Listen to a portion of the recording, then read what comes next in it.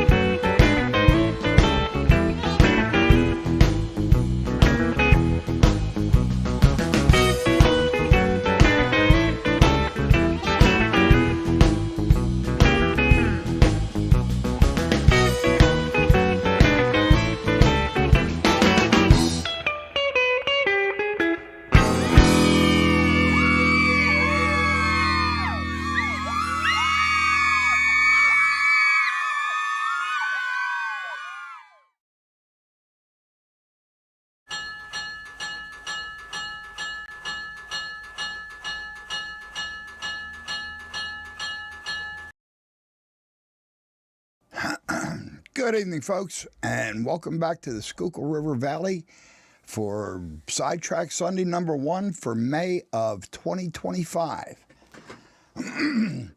It's been a couple months since I've been here, and it's really glad to see everybody, and it's good to be back. I was all ready to, when I started this show, to say that, I'm pretty sure I remember how all these buttons work. And I'm sitting here ready to push the button, and I didn't even have the microphone in front of me. And then, of course, I'm sure you all noticed my little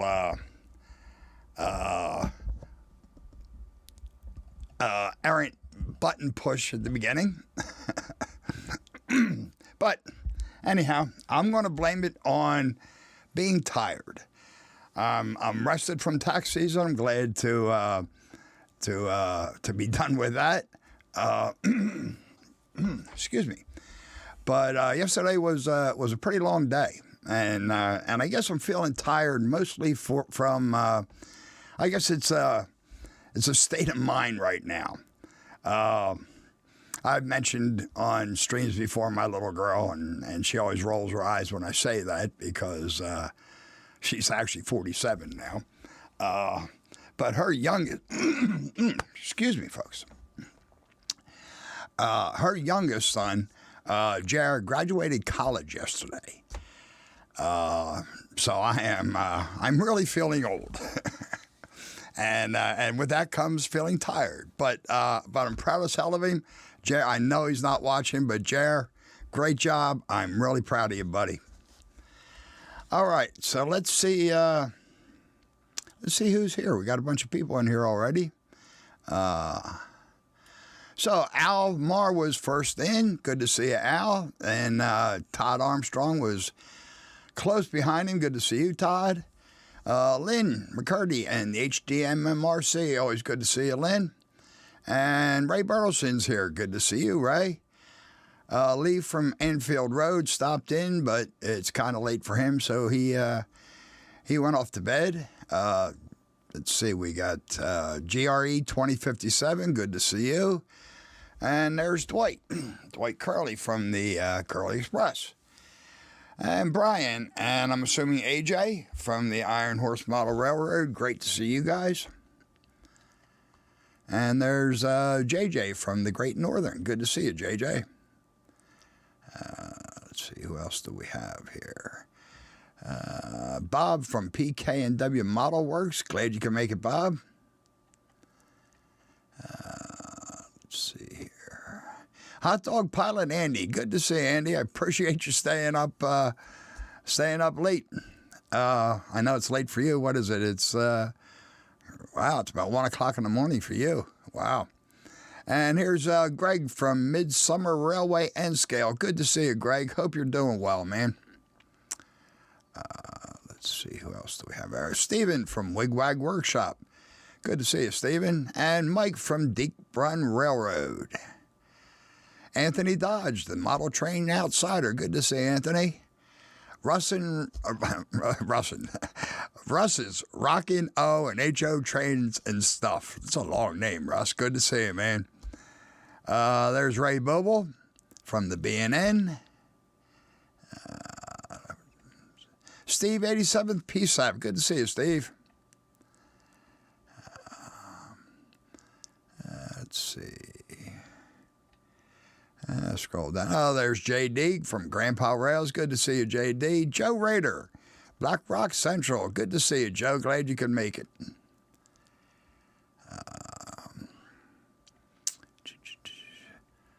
Man, lots of chatting tonight.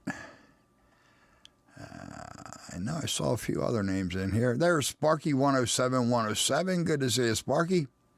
And Dave from DB Tech. Good to see you, Dave. Appreciate you stopping in.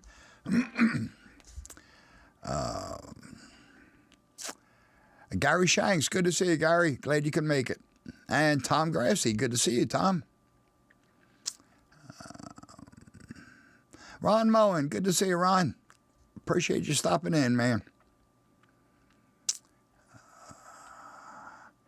And there's Artie from Awesome America Model Railroading. Good to see you, Artie.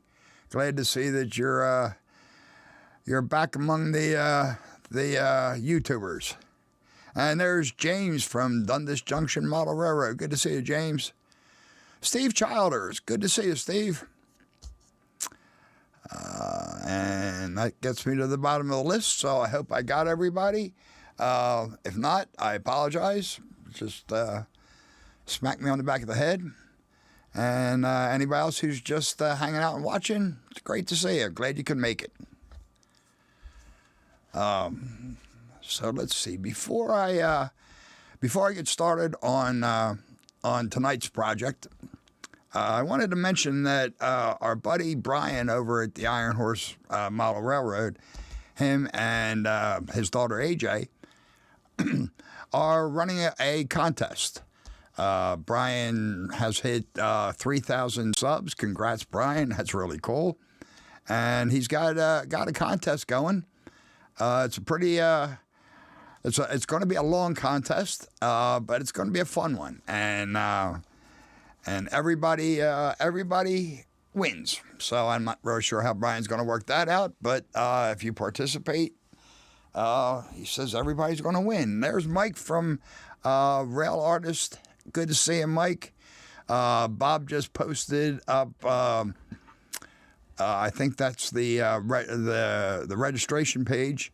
You have to go in and stick your hand up so Brian knows that you're part of it. And actually, the contest started. I think it was Friday night. You have a week to enter each week's contest. It's a weekly contest, and I've got to get over there because I haven't entered yet myself.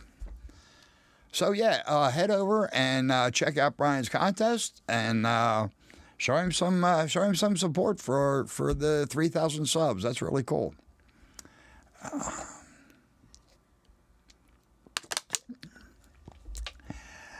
Okay, there you go. Ray just posted the first contact video. Thanks, Ray. Appreciate that. And there's Dan's model railroading journey. Good to see you, Dan. Glad you could stop in. Oh, wow, we got 39 and 20. That's cool. Very cool. Thank you, guys. So I'm going to be starting out a new diorama. This is going to be O-scale. You guys, most of you anyhow, know that I am primarily HO. I do have a small N-scale layout I'm working on, but the O-scale was my father's. I mentioned that a few times on live streams. Dad had a really amazing O-scale layout that he would set up every year.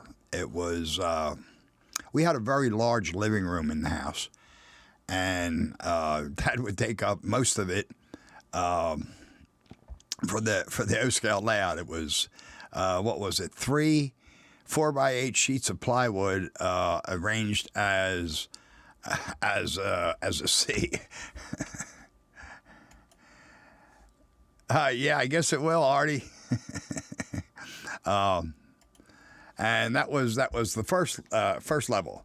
HO is half of O. That's correct, Bob, or approximately half of O. But that's what HO stood for.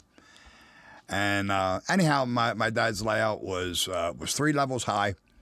It took up most of the living room and all of the attached sun porch. Yes, multi-levels, Brian, 3 levels. The trains didn't go between levels each. Hey, there's Mystic Railroad John number 7. Good to see you, John. Each level, the trains just stayed on their own levels. But this like I said, this was huge, and he would set it up. Ducks like H2O. Yeah, right, James. He would set it up every year. He would set it up starting November 1st. It would be up and running by Thanksgiving, and we would run it through the end of the year and into January, and then tear it down again. Give my mother her living room back. Mom had a great sense of humor. I guess it helped that I was her only child, so how could she deny my father setting up a layout for her little boy, which of course, Dad played up on. But we would run it. It started out, he would start tearing it down January 2nd. But then over the years, it just kept going a little bit later and later into January until it was probably third week in January before we finally tore it down. But mom was, yeah, absolutely, Bob. That was the start of it. So Mom had, like I said, she had a great sense of humor. She did lose her sense of humor a little bit when is it? Yes, Dave. It's all from like the '60s, maybe a few things from the late '50s, but I don't think so. I think they were all early '60s stuff. Right next to the living room was our dining room, and one year my dad and I had the idea that we would punch a hole in the wall between the living room and dining room, so we could run trains into the dining room. And I mean, it would have worked out perfectly. We were going to do it on the second level, which would have been the perfect spot to hang a picture on both walls. So when we tore the layout down, just put a picture up. Nobody'd ever know the hole was there. And then, of course, you know, when we put the layout out, we would just put a tunnel portal on either side. But Mom kind of put her foot down with punching holes in her walls, so we never did get around to that. But anyhow, that was a rather long intro.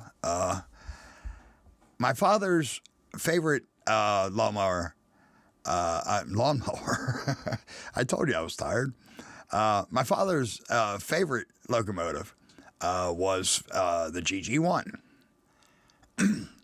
And the GG1, the Pennsylvania had a line that ran just on the edge of Sweetland, the town that you know my dad grew up in and I grew up in.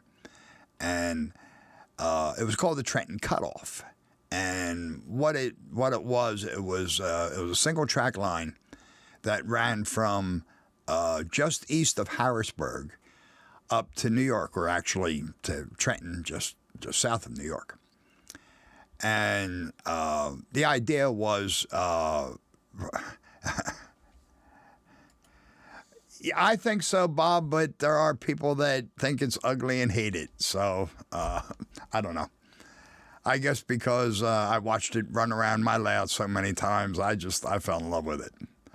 But the idea of the Trenton Cutoff was to avoid all the heavy traffic in Philadelphia. If the trains were going from New York to Harrisburg, there would be really no reason to, first of all, take the extra mileage to run south to Philadelphia and then west to Harrisburg, when you can just, you know, cut it off on the angle and save a bunch of miles. But they were also saving a lot of traffic, so they built it to save time, save money. Let's see. Yeah. You know, Dan, the GG1 is really the only center cab engine I've ever liked. I none of the others have any appeal for me at all. John thinks it's so ugly, it's awesome. That's cool. Anyhow, in my father's day, the Trenton Cutoff was electrified, and Dad watched many GG1s, you know, on that line. Long before I was born, it was probably, I don't know, I guess the early 40s, when Pennsylvania de-electrified the Trenton Cutoff. So of course there would be no more GG1s on it. But you know, that didn't matter to Dad. He liked the engine, so he bought one. Actually, my mother and I bought it for him for Christmas one year. It was insanely expensive. We bought it. It was probably, I want to say 64 or 65 when we bought it. And we bought the GG1, and it was either a 5 or 6 car streamlined passenger set that went with it, which I have no idea what happened to them, and it really breaks my heart because I don't have all that I have are the 3 locos. So this is the GG1. It's really in fantastic. Santa Fe Bob, good to see you, man. Glad you could make it. It's really in beautiful condition. The pantographs work. I mean, I actually could power it through the pantographs. We never did. We just ran it off of track power. A couple years ago, I took it up to, I don't think, yeah, no, you're not going to be able to see it. Oh, yeah, okay. A couple years ago, I took it up to my my buddy Craig. He's got a no-scale layout, and we were going to run it. I hadn't seen it run since I was 10 or 11 years old. So we put it on Craig's track. Sparky, it is big. What is it? It is.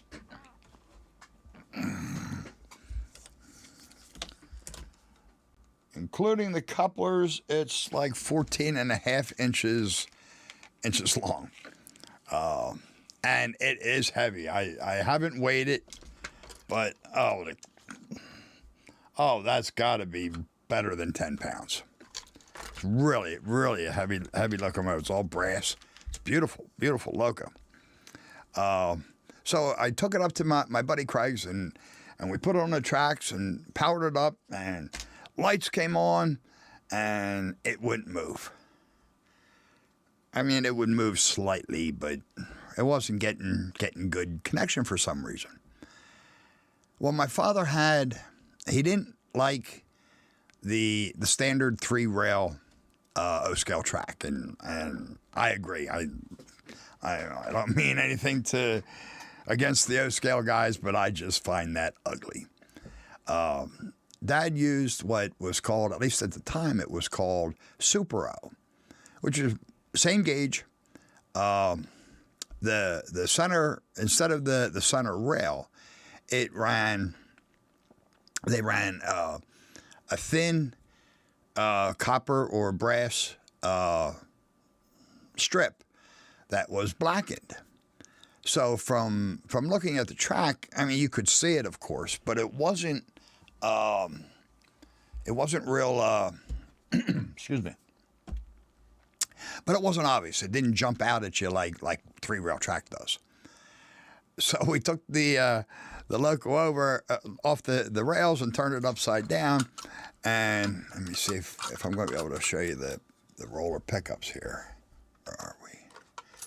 So the rollers here, it's not the clearest picture, but these are the pickups.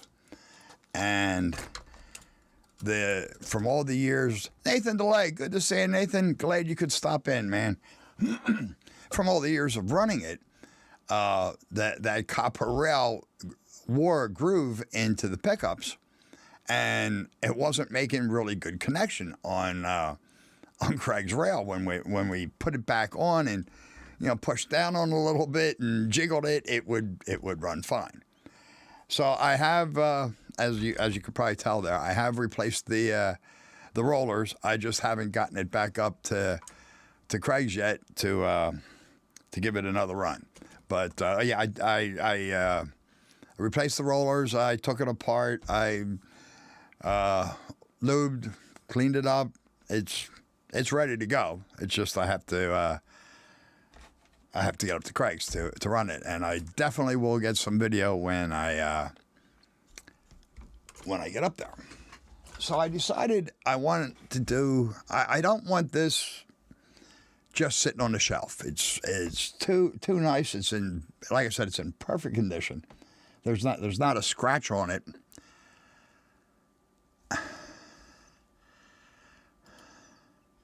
Actually, that would be cool, Nathan. That's That's not far at all, from at least not for me, and I know it's pretty close to you as well. So I didn't want this just sitting on the shelf.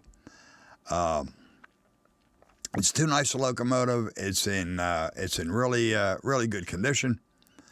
So I'm going to make a diorama for it. So the diorama that I'm going to make for this is going to be a very prototypical scene.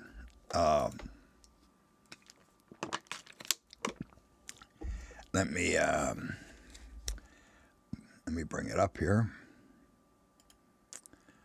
Okay. What you're looking at? Yes, John, you smell the diorama coming. And John Train BFGR, good to see you, John. Glad you could make it, man. So what you're looking at here is this is Crooked Lane. It's in the yes, Steve, a bridge, of course, man. Can't have a model railroad without bridges.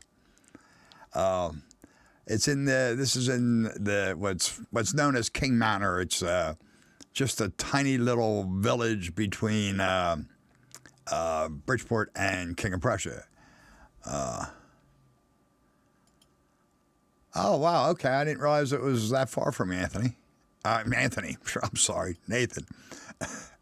Like I said, I'm tired. Forgive me tonight, guys. I'm tired. Anyhow, the bridge there, what you're looking at is the Trenton Cutoff, and that's where the excuse me, that's where the GG1 would have run. Yep. That bridge was there at least in the 40s. I don't know when they actually poured the concrete, but yeah, I had asked my father about that, and that bridge was there then. So, and actually, if you look at it now, it's been around long enough.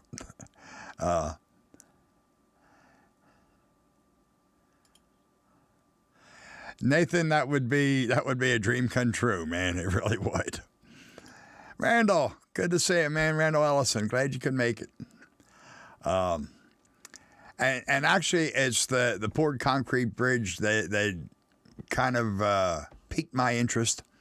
I'm interested in. I'm gonna model that out of plaster.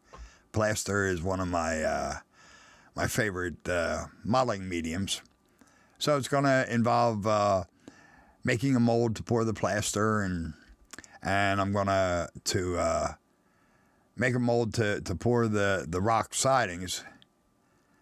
Yeah, absolutely. And Artie, you're absolutely correct. I do have a bunch of Legos that I will be using. The only complication, and this is not really a complication, but part of the interest to me is the sides are curved. So I'm gonna. Oh yeah, Bob. It's definitely going to need some period autos. It's not going to be a very big diorama. That's cool. You know, Nathan, I probably never would have even thought to ask, but that's really cool. It's not going to be a big diorama. I'm thinking, I will reinforce it. I usually reinforce it with picture frame wire. I've done one where I reinforced it with some metal screen. I like plaster. Plaster is, yeah, Artie, you're right. There are carved Lego pieces now, but I'm going to carve something, I think. That's the idea that I've had from the start, and I think I kind of want to go that way.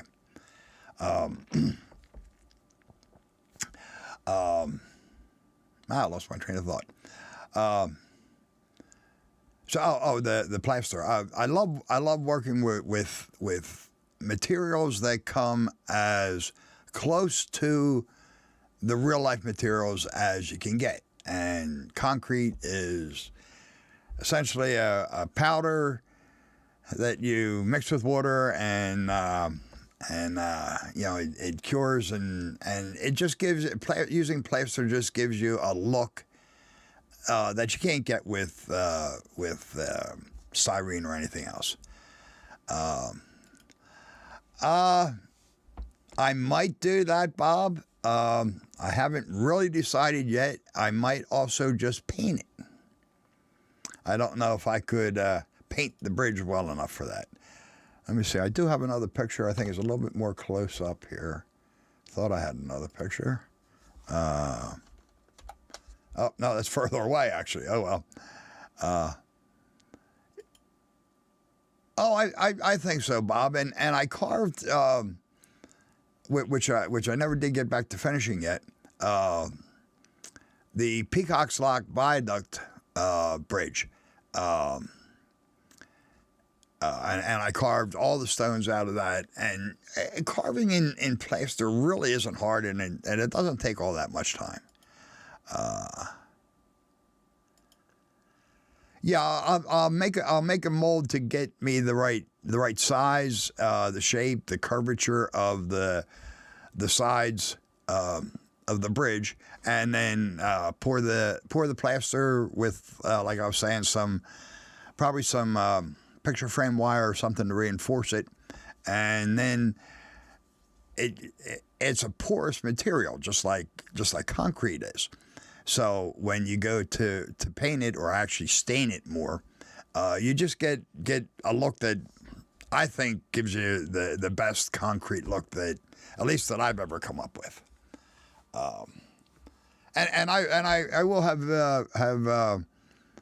videos on this. I mean, most of this diorama will be built live, but you know, some of the things like making the molds and pouring the plaster, I'll probably do in video format. So like I was saying, it's not going to be a really long, a really big diorama. I mean, it's going to be long. I mean, the loco itself is, you know, almost 15 inches. So it'll probably be at least 2 feet wide, maybe closer to 3.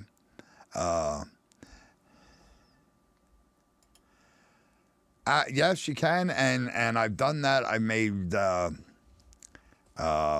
rock walls and block walls out of foam. But I really prefer the plaster. Painting the foam doesn't give you quite the same effect. The plaster with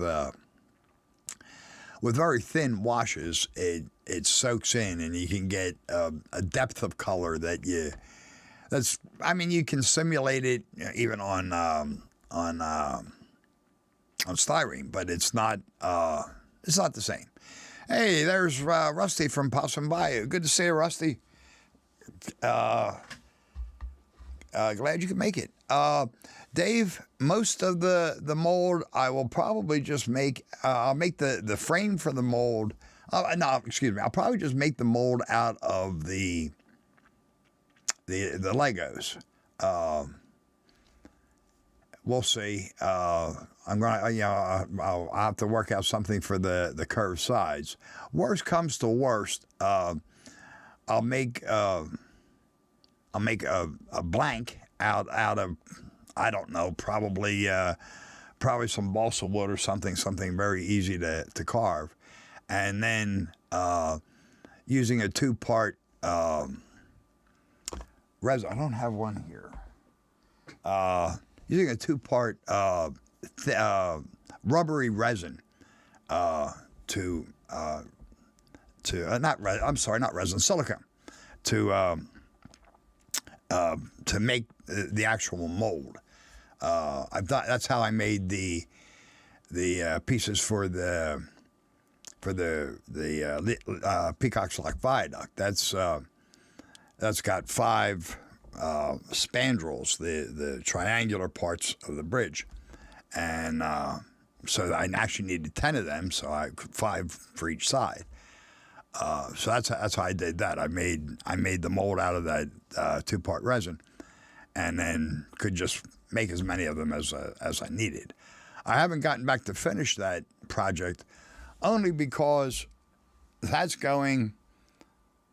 The first thing you see walking into the train room, and that's where my glide up gate is. And let's see, who stopped in? Kyle Stevens stopped in, and so there's Jason the Train Freak. Good to see you, Jason. Glad you could make it, man. And who else did I? 187th HO scale. Steel modeling. Good to see you, man. Yep. So I've made a bunch of silicone molds for all sorts of things, for culverts, for just about anything that I'm pouring or mixing plaster for.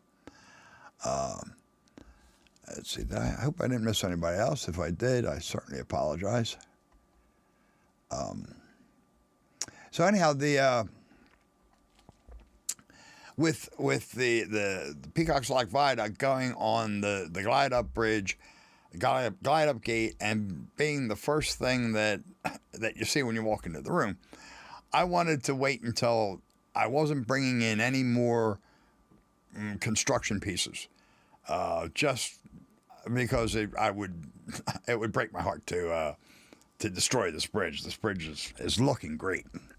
But I will get back onto it soon. I'm pretty much done with all construction in that layout. Just a couple more things to bring in and take some of the bigger tools and stuff out of the room, and then and then I'll get back to work finishing that bridge. I've got everything I need for it. It's just a matter of painting it and assembling it, and then getting it in place and scenicking it, of course. So that's the only reason I haven't finished that. So anyhow, I'm off on tangents here tonight. I apologize. So this bridge, the O-scale diorama, like I said, will be at least 2 feet long, maybe 30 inches or something. I don't want it too long because I have to find a place to put it. But it's not going to be all that deep. It's probably only going to be maybe a foot deep, maybe a little bit long, a little bit deeper, I mean. So when I get there, getting back to Bob's comment about the photo, when I get to that point, I'll decide if I'm going to paint it or use a photographic background. If I'm going with a photograph, I'm gonna go and take better pictures. These I really grabbed these because it shows the stonework and everything on the bridge supports, which is yeah, nah. See, that's the wrong kind of math for me, Jason. We accountants, we don't do a whole lot of sines, cosines, or any of that stuff.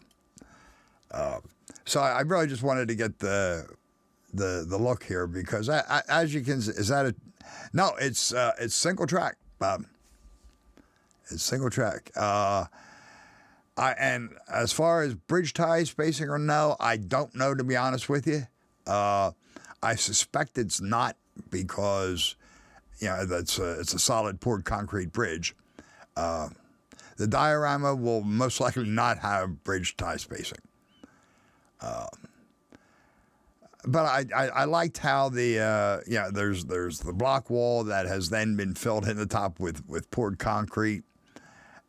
It does look, I agree, Bob, it does look deeper than single track. I think it's the perspective that you're looking at it from, because in person it really doesn't. It's not just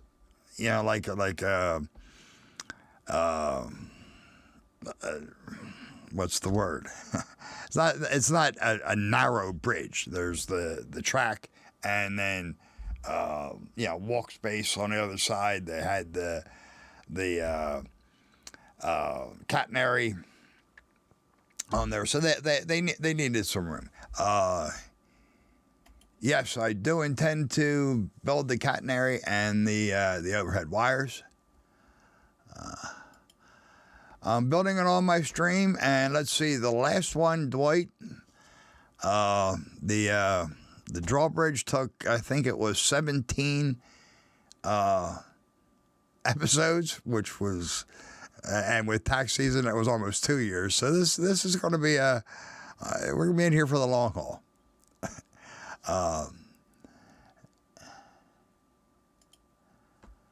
Let's see. Remember this thing? Yep. Oh, okay, Nathan. That's cool. Yeah. Yeah, it's already 4-year plan. Timothy Kynard. I hope I got that right. Timothy, good to see you, man. Let's see. So yeah, like I said, I'm going to be. I haven't decided whether I'm going. Drone shots would be great, Bob. Let's see. If you look at this and turn it sideways, it looks like it's about 3 cars wide. 3 cars. Yeah, I think it's probably a hair less than that, Dave. But yeah. Kyle, this is O scale, which makes it a whole lot less frustrating. At least that's what I'm telling myself. I haven't decided how I'm going to do the catenary. I might just build it out of, like plastoc stripes or shapes or evergreen or something. I may, on the other hand, 3D print it. We'll see. Well, James, I sure hope it's not going to take 4 years.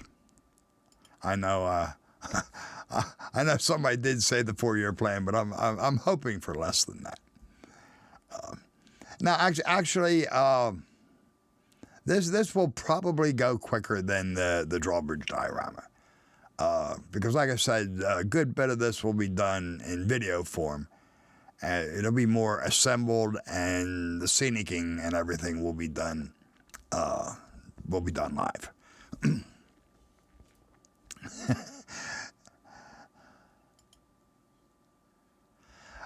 Nathan, no. I live just outside of Quakertown, which is northwestern Bucks County. There are some tracks in Quakertown. They don't get all that much traffic, but nothing that I can see from my house. And this bridge and this track is from where I grew up. It's not. It's that's in King of Prussia. That bridge is probably about 40 miles away from me. So yeah, it's certainly close enough that I can go and grab some pictures.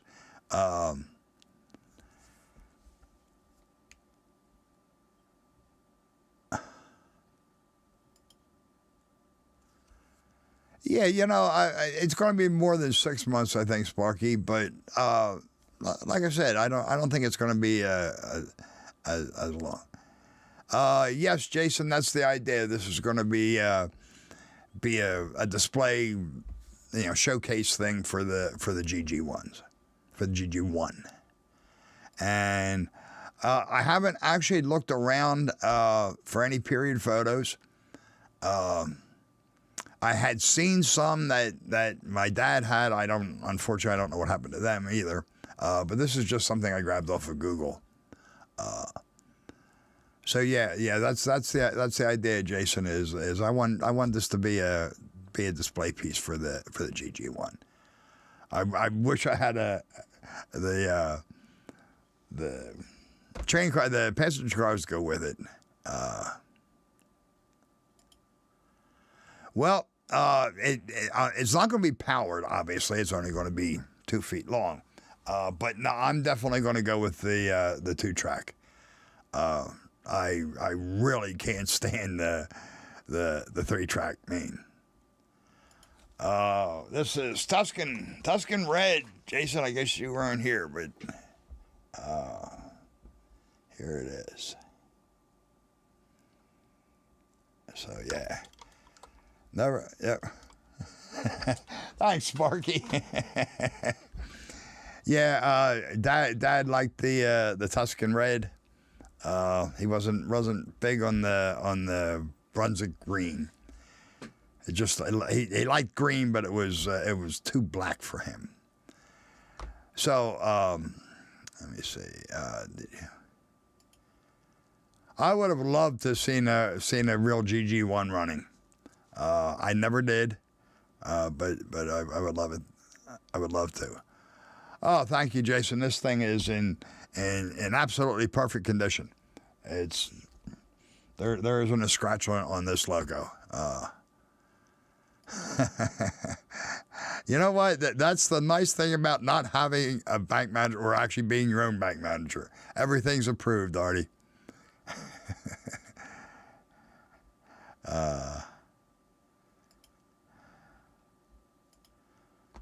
Now, a blackjack would be cool, but then, I don't know anybody has any of them. Oh, thank you, Kyle. My dad would not have had a Conrail GG1. He definitely not a Conrail fan. So this diorama, like I said, is only going to be probably about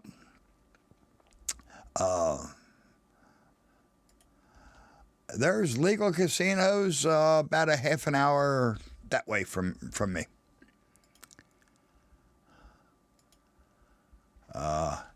So like I said, it's only going to be about a foot deep, and it will probably end.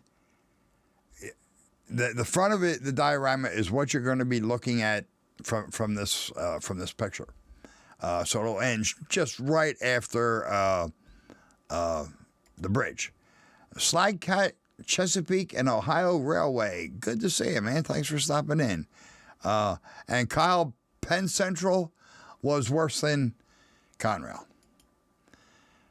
He absolutely hated the merger.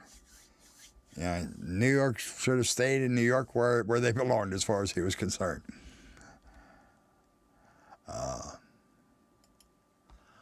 Now, I wasn't really surprised. They were notorious for being very well built locos. But like I said, I just never got to see one, and I didn't even catch them on the news. So you're going to be looking at the diorama from the same angle that you're looking at it here. On the right side,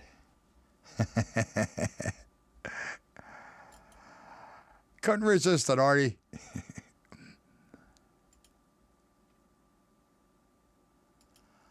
Yeah, I'm not going to have much time. Much trouble recreating it from memory. And like I said, it's only about 40 miles away. So I can always run down there and grab some more pictures and see anything that I need to, that I'm not sure of. Okay, what is to the right and left? It was for my dad. I don't have any strong feelings either way about it, James. So to the right and left of the bridge, from this perspective, to your left hand side was a factory. It was a number of things over the years. It was a pipe factory at one time. Probably one of the longest things that it did was cast concrete.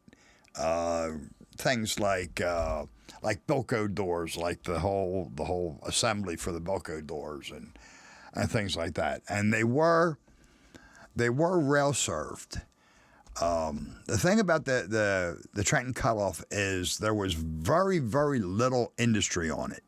It was primarily put there to be a high-speed line to just get trains between New York and Harrisburg.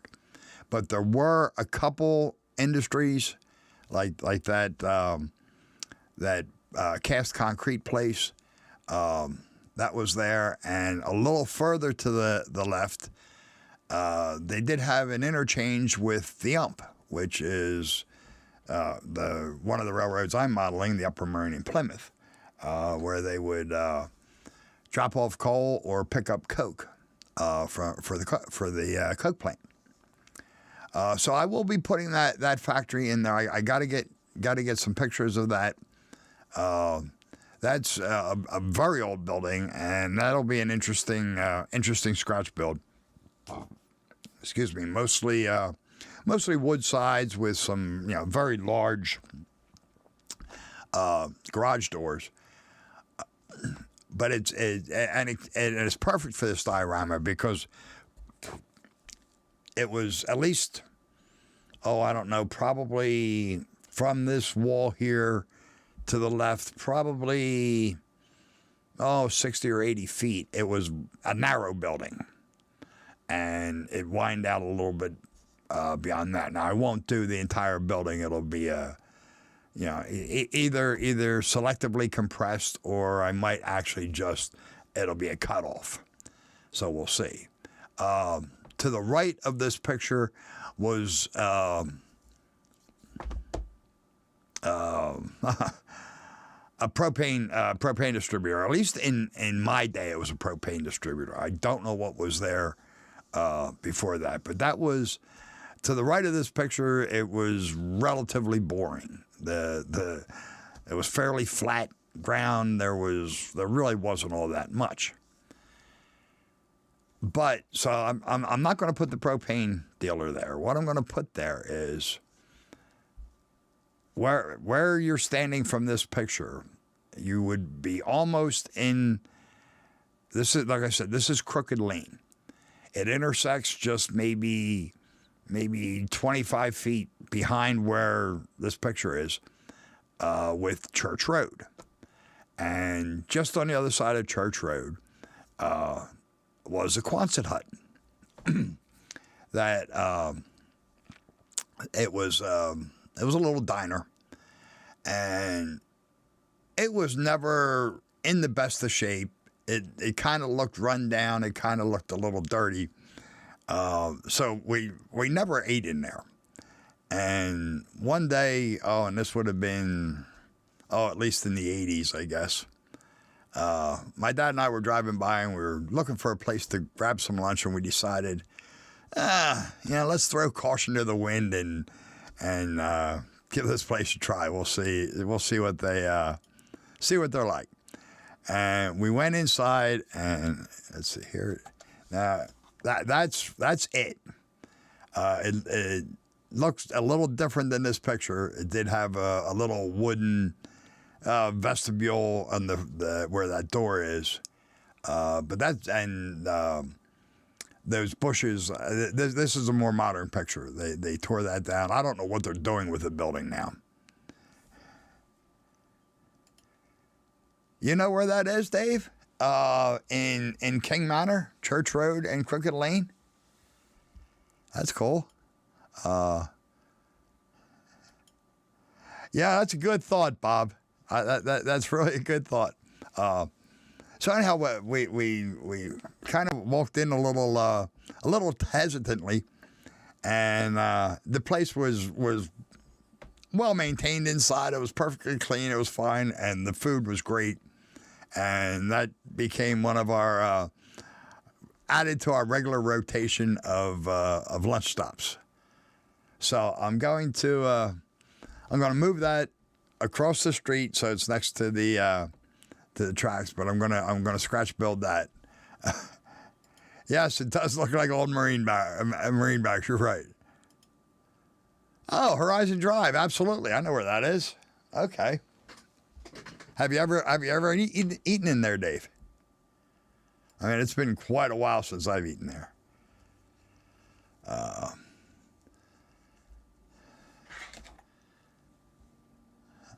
So anyhow, I'm gonna move it across the street.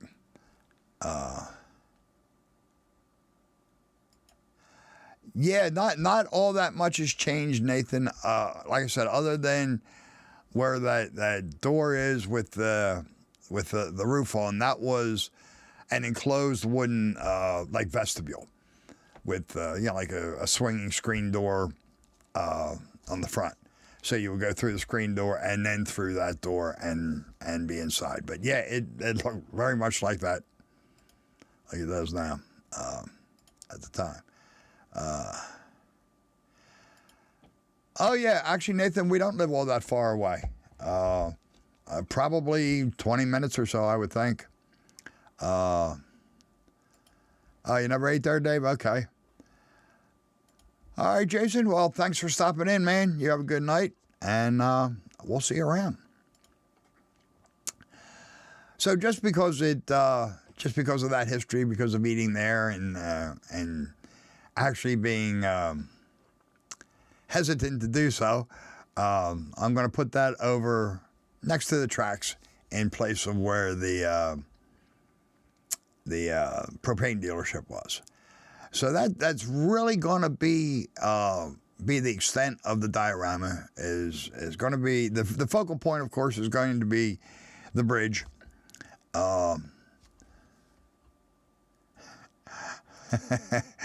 Yeah, it's been quite a while, Nathan. I can't speak for how it is now, but it was really good food. Like I said, probably back in the 80s.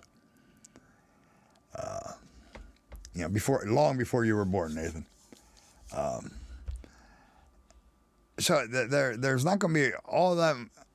Oh yeah. Oh, this is going to be a lot of fun to build that, and pretty easy. I mean, it's. I'll get some Plastruct or Evergreen corrugated styrene, and really it's not much to it other than that. I'll 3D print some windows, the vents on the roof vents, and whatever else. And yeah, I think it's going to be a fun place to a fun project for it. So and like I said, there's not going to be a lot to it. The focal point's going to be the bridge. I guess I'm done with that. The focal point will be the bridge. The Quonset hut, I like that, and even the other building. Okay, Artie, you hold me to it, man. Yes, yeah, I know, Nathan. You were born the same year as my granddaughter.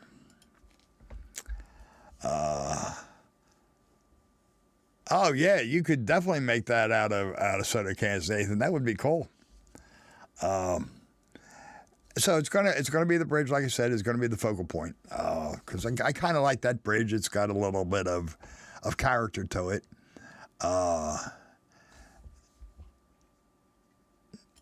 I don't think so, Bob. It's going to be right next to the bridge, and I think it's going to fit in.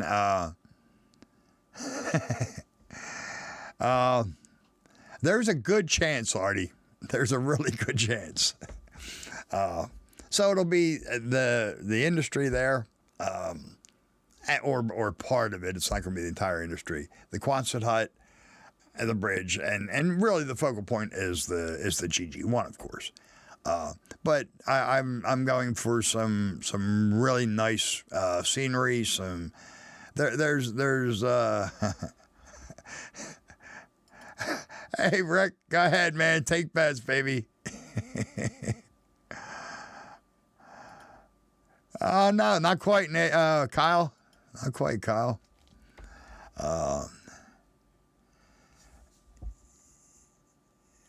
Let's see. Yeah, Bob. I haven't worked out the plans yet. This has really just been, it took me a while to decide what diorama I was gonna build.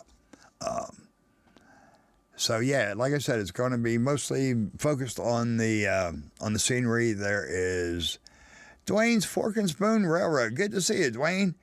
Glad you can make it in, man. All right, a little bit off the subject, but that's fine, Nathan. I was in college desktop computers didn't exist yet. And I was in college, and I had, I'll take a short side story here. And I had to take a course in computer programming. And this was, I'll come back to that, Nathan. There you go, Thomas. Good idea. And this was you programmed the computer using punch cards, which I'm sure you probably never saw. They were cardboard cards, about yo big, and you would actually punch holes in it. All right, Sparky. Glad you could make it, man. Don't forget, folks, check out Sparky's dining car experience video. Sparky, if you have the link, feel free to post it. And it sounds like an awesome trip. I wish I could be there. If it was in Pennsylvania, I would definitely be there. Anyhow, we had to write this program, and there were. Bob knows about punch cards. Now, this was at Villanova. It was a school of, I think we had about 8,000 people, and there were 4 punch cards. I can send you that picture that I have, or the next time I get down that way, Nathan, I can take some pictures. Sure.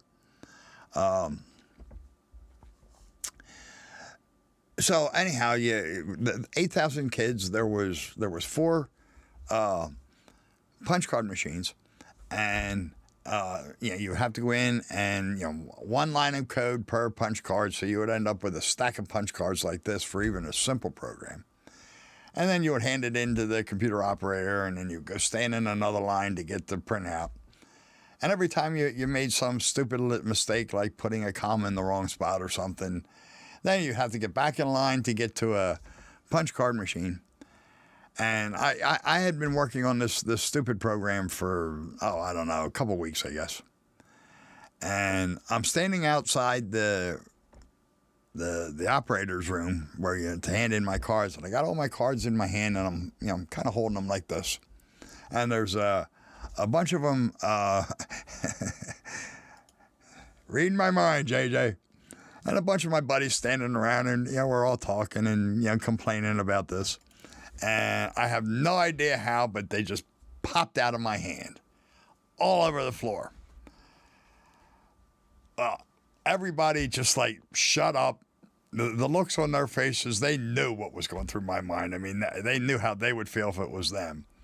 And I just started laughing because I was either going to laugh or I was just going to go nuts. So I started laughing. Well, everybody then took a step back because they figured, this guy's going to lose it. And I just gathered up my cards, walked over to the trash can, dumped them in the trash can, and walked out. And I didn't really care what grade I got because I swore that I was never going to touch another computer. And since then, I've written about several million lines of computer code. So don't always believe what I say. At least as far as predicting the future. So yeah, that was definitely long before desktop computers. But now I use one every day. So that's where we're going with this diorama.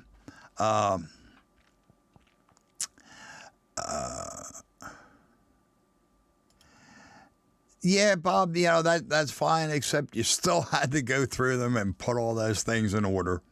And I had done that so many times. By that, I didn't care. And as far as I was concerned, this whole computer craze was a fad, and it was going away. And like I said, don't believe everything I say, because they certainly haven't gone anywhere. So anyhow, this will be the next diorama. I would actually love to have this one finished this year. Dwayne and Okay, Radio Shack computer in ninth grade. All right, yep. Oh, I've written, like I said, several million lines of code in dozens of different languages.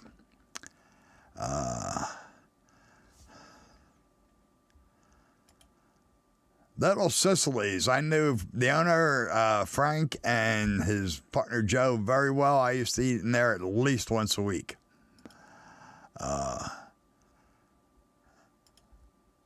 Thank you, Bob.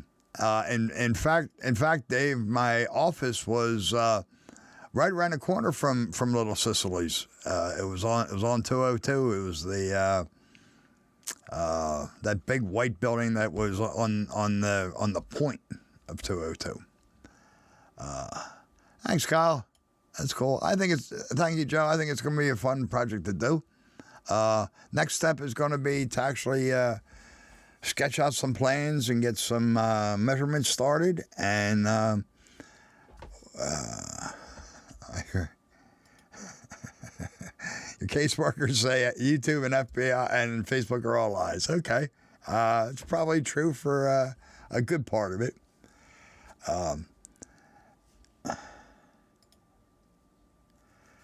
Well, you know, Tom, that would have been a really good approach.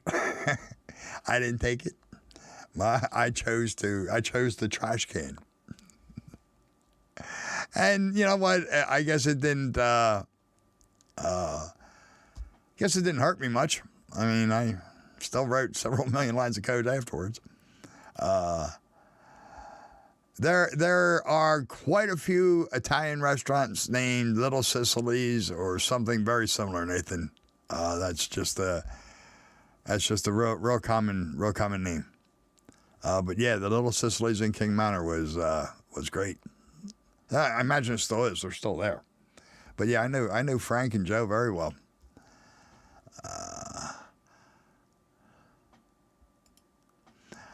I wrote a program to prepare income taxes one time, James, and I mean it did a great job. I was real happy with it, but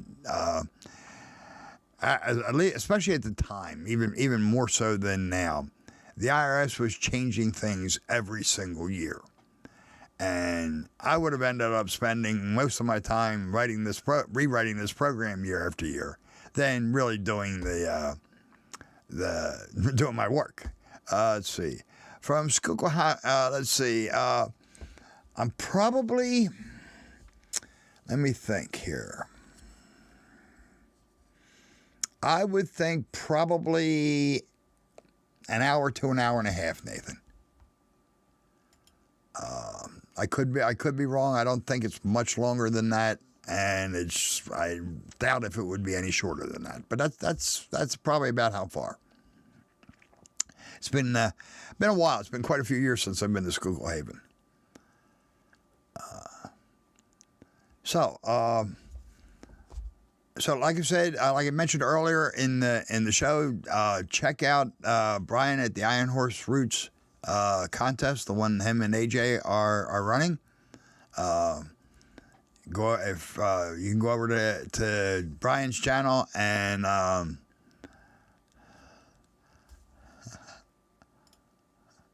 that's cool, JJ. Go over to Brian's channel, check out the registration page, check out the contest. The contest will all be run on shorts that Brian will be releasing every. Yeah, you know, James, I always think that I don't have anything to say, and then I get rambling, and here we are. We're late. It's easy to get every new computer you've been working on for jobs to make your job a lot. Oh, absolutely. Absolutely. I would not be doing what I do now without computers. Artie, it was really good to see you. I'm glad to have you back, man. The Brian's contest will be all in. Okay, Tom. Well, then, if it's an hour from your house, you're probably, wow. It would for me to get to Phillipsburg would be probably about 40 minutes. I can't believe Schoolhaven's 20 minutes from me. Now I would also have to come, you know, to get to your house, I have to go north and then east. So yeah, maybe it's an hour. Maybe it's even a little bit less. I don't know. I didn't realize it was that close to you, Tom. Yeah. So Brian, it's going to be a matter of guessing scales of trains. He's going to be putting up, I believe it's 2 of them. Yes, it does, Bob. I've been there. And each week he'll be putting up two locos or 2 trains, I should say, and it's a matter of guessing what scale. And of course, you get points for guessing them, and it's all done in short, so it's not something that's going to take a long time. It's a good thing, Randall, because I can do that. I believe the contest is done with his Traintastic videos, Rusty. Yeah, so like I said, it's shorts. It'll be a few seconds or maybe a minute or so to watch, and should be a lot of fun. The Hut. There we go. There we go, Bob. The Hut at 404 Crooked Lane. Yes, sir. That is it. Oh, that's cool, Rusty. Then you should have the inside track to this contest. But it's not a contest against, you know, me against you or anything like that. It's just what prizes you win depend on how many points that you accumulate. So you can start the contest anytime, even if you missed a few weeks or whatever. You'll be able to score fewer points, of course, but you don't have to play every week if you don't want to. And like I said, Brian's advertising that everybody who participates will get a prize. And like I said, I don't know what those are going to be, but go ahead over and check it out. It's oh, there we go. Bob put his first contest short link up there. That's cool. Thank you, Bob. So that's I think that's about it. Excuse me. I think that's about all I had for tonight. We'll see. Hey, Scott. Yes, it is. May the 4th be with you, sir. Glad you stopped in, man. Hope you're doing well. So we'll see how far I get on. Yeah, Nathan. Star Wars Day is because it's May 4th, so it's May the 4th be with you. Instead of May the 4th. So it's just kind of a little play on words. And Ray just put up the registration post for Brian's contest. You do need to raise your hand and let him know that you're participating. And, of course, the registration post has all the rules and everything. So we'll see how far I get along with the planning. And so I'm not really sure what part 1 of the build's going to be, but I will definitely have something ready. So I appreciate everybody stopping in tonight. Thank you. It's been, like I said, it's been a couple months, and I'm glad to be back. So I hope everybody has a good week ahead of you, and I will see you on the stream somewhere. Have a great night, all.